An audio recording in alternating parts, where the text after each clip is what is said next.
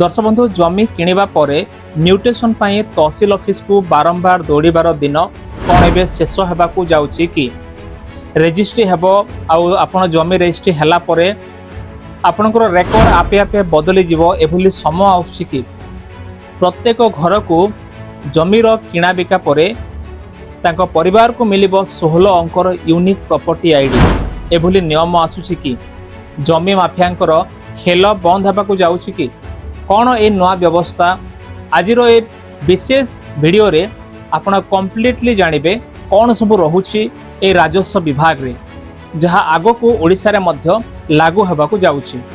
तेबे एथिपाई वीडियो को आरंभ रु शेष देखंतु आपण क्लियरली बुझी पारिबे।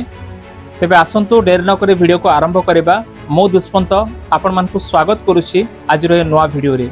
दर्शक बंधु जमी किणवा किंबा बिकिबा समय सबुठु बड़ समस्या कौन अटे? रेजिस्ट्री पर म्यूटेशन करवा, बारंबार सरकारी ऑफिस को दौड़िबा, फाइल अटकी रहिबा एवं विवाद एवं तापरे ठके हो जाए। किंतु ए समस्यार समाधान पाई सरकार बड़ पदक्षेप नैछंती। तेबे आसंतु देखिबा कौन से पदक्षेप बा कौन नियम बदली। जेमिति कि सरकार संपूर्ण जमी पंजीकरण व्यवस्था को डिजिटल करिया को जाउछंती। आ एहार लक्ष्य रहउछि रेजिस्ट्री रे स्वच्छता आसीबो, पारदर्शिता आसीबो, जमी ठके रोकिबा पाई यार मूल लक्ष्य रहउछि। टैक्स संग्रह मध्य बढ़िबो, सरकार पाखर अधिक टैक्स जीवो और म्यूटेशन को अति सहज करा जीवो जहाँकि आपे आपे म्यूटेशन हबो। आ एथिपाई 16 अंकर प्रॉपर्टी आईडी मध्य मिलिया को जाउछि। एबे प्रत्येक परिवार जो मानक पाखरे घर, दुकान, कोनसे ऑफिस अछि सेमाने पाइबे गोटे यूनिक आईडी जहाँकि यूनिक 16 डिजिट प्रॉपर्टी आईडी अर्थात प्रत्येक संपत्तिर निजस्व डिजिटल परिचय रहिबो। जेपरि कि आपनकर आधार कार्ड रे जने व्यक्तिंकर परिचय जना पड़े आ सेपरि प्रॉपर्टी आईडी मध्य हेबो संपत्तिर परिचय। देखंतु स्मार्ट नंबर प्लेट मध्य आसियाको जाउछि। प्रत्येक घरे लागिबो स्मार्ट प्लेट। ए प्लेट रे थिबा चिप किंबा क्यूआर कोड आधारित प्रणाली आपण स्कैन कले आपण घरे केते संपत्ति अछि, संपत्ति केते तार जना पड़िबो, ए संपत्तिर मालिक किए, एथिपे आपण टैक्स दउछंती कि नाही, केते टैक्स दउछंती, रेकॉर्ड सब आपनकर स्टेटमेंट आसी जीवो। सब किछि रेजिस्ट्री केबे हेछि कोन सब देखैबो, आपनकर ठिकाना एड्रेस आ सब सूचना आपण सिस्टम रे देखि पारिबे, आपण एंड्रॉइड हो किंबा लैपटॉप हो। देखंतु सबुठु बड़ परिवर्तन कोन हबाकू जाउछि। नॉर्मली आज पर्यंत कौन हुए आप जानी प्रथम रेजिस्ट्री हुए, जमीर रेजिस्ट्री हैला परे परे म्यूटेशन काम अलग आदि जाए जहाँकि बर्तमान रेजिस्ट्री सहित म्यूटेशन अलग फीज नि जाउछि। किंतु एथिपाई तहसील ऑफिस को जीवाको पड़ी थाए, तापर आरआई पाखरे म्यूटेशन पाई आरआई बा राजस्व ऑफिस पाखो जीवाको हुए, कागज पत्र तांको देबाको हुए आ किछि लंबा समय लागे एवं अनेक समय रे दलाल कर मध्य सहायता नबाको पड़ी थाए। जो माने दलाल सब अच्छन तांकर सहायता लागि थाए।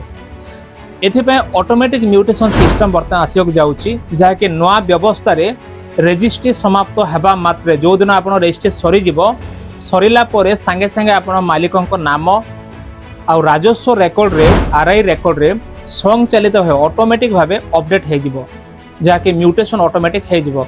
अर्थात म्यूटेशन पाई अलग आवेदन दरकार पड़िबो नाही। दर्शक बंधु यही डिजिटल व्यवस्था लागू करने पाई ए प्रोजेक्ट को प्रायतः 121 कोटी टंकार प्रोजेक्ट को अनुमोदन मिली अनुमोदन करा जायछि। प्रथम रे यह लखनऊ रे जहाँकि यूपी सरकार, उत्तर प्रदेश सरकार लखनऊ रे या लागू करेंगे, बीजेपी सरकार सेठी मध्य अछंती। तापरे परे सबु उत्तर प्रदेश रो नगर निगम रे यह कार्यकारी हबो। देखंतु योगी सरकार ए जो काम सरकार को केते कोन लाभ देबो। ये जो व्यवस्था अच्छी ये व्यवस्था द्वारा टैक्स इवेजन कमिबो, ता सहित नकली रेजिस्ट्री जो माने होतला डुप्लिकेट सब रोका जिवो, लैंड माफिया ऊपर नजर मध्य रहिबो, प्रॉपर्टी टैक्स आपण जो दउछंती प्रॉपर्टी टैक्स कलेक्शन मध्य बढ़िबो आ डिजिटली रेकॉर्ड मध्य तैयारी हेबो। तेबे दर्शक बंधु यह लागू हैला परे साधारण लोक मानक पई कोन लाभ हे पारे?